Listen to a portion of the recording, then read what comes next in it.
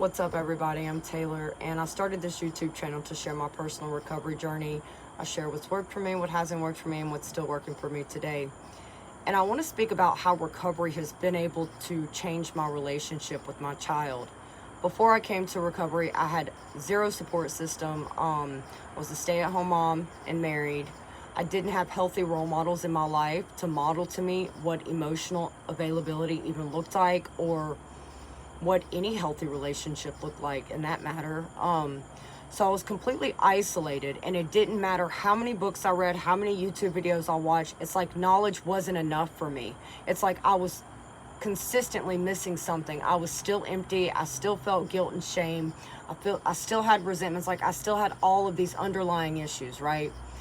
And I'm really grateful for Zoom meetings, because I would not be where I'm at today without the fellowships I have.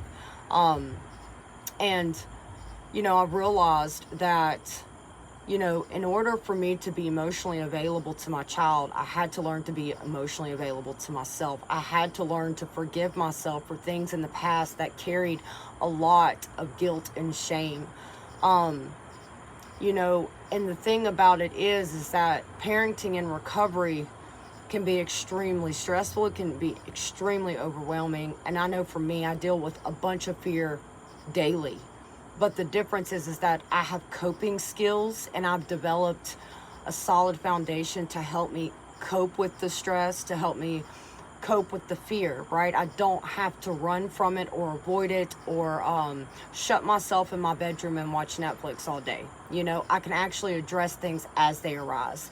And so for me, I had to learn to love myself first before I could truly learn how to love my child.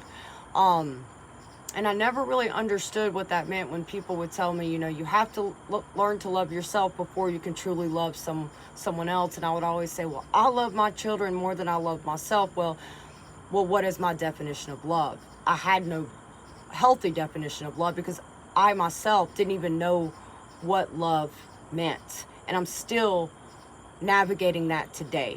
And so as a parent, the only way that my child continues to learn from me is by me modeling different behavior. And as an adult, I have logic, I have reasoning, I can think ahead, but as a child, it's harder for her to understand why things are changing. And so I have to show patience, I have to show empathy, and at the same time, I can't continuously beat myself up for not making changes sooner. And so the only way that my child continues to learn is through her environment and through me.